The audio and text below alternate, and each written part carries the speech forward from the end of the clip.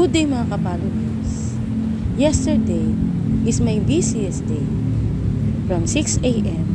to 3 p.m. Nakalimutan ko palang kumain. Hindi na ako pala nakapag-breakfast.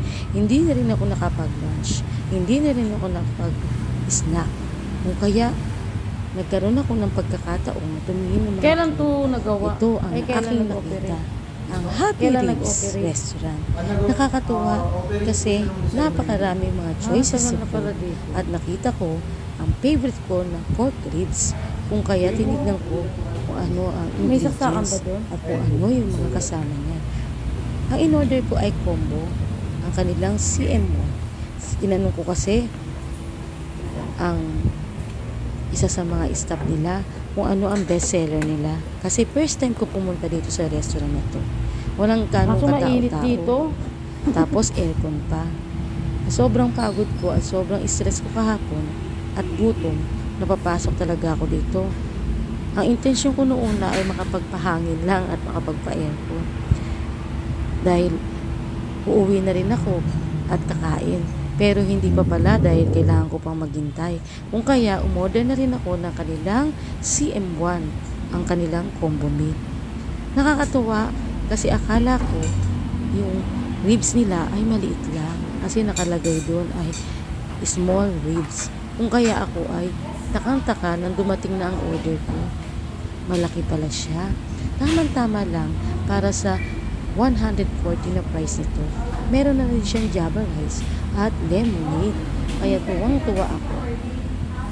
Kaya excited ako matikman kasi first time kong kakain dito sa restaurant na to. Napaka-accommodating ng isa nilang staff. Talagang pati pag-charge ng cellphone ko ay inassist ako. Kwento pa siya ng kwento. Kaya nakakatuwa. Ayan ang aking in-order. Ang CM1 nila. Mapapahappy ka talaga. Mapapahappy vibes ka talaga. Kasi yung kanilang mini ribs ay hindi pa na mini. Tama lang ang kanyang size para sa aking tabi. Tama rin ang size ng kanyang java rice at talagang malasa. Kaya tuwang-tuwa ako. Ayan, simulan ko ng kainin ang aking in-order na combo or CM1. Ayan, malambot siya.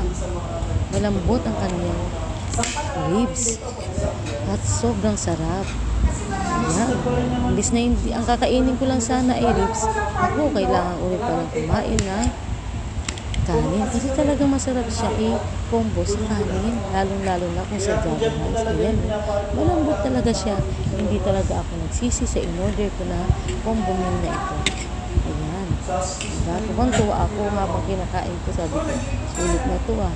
Jackpot na ako dito. Ganyan ang mga peg ko habang ako kinakain. Ayan, diba?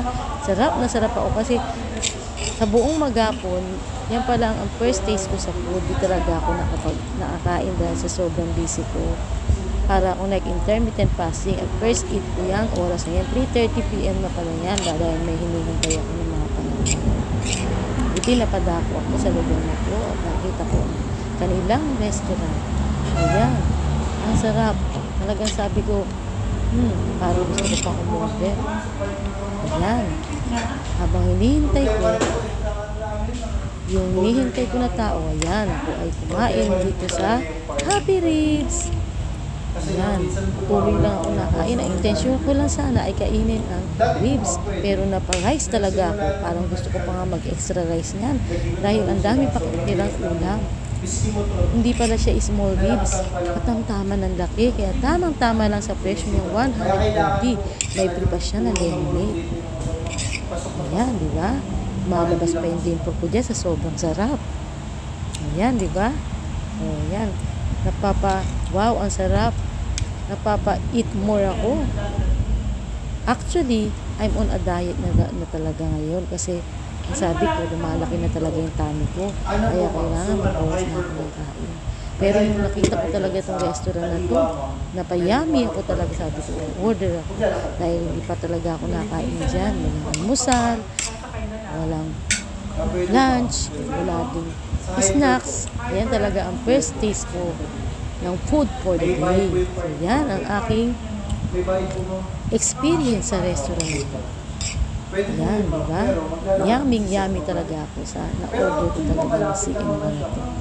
Yan. Kung orderin ko sana yung CM ko, yung tagpa 240. Pero sabi ko, ay, try ko muna. Try ko muna yung bestseller na CM na. Pag nagustuhan ko to, sa susunod naman, orderin ko naman yung isa. Medium.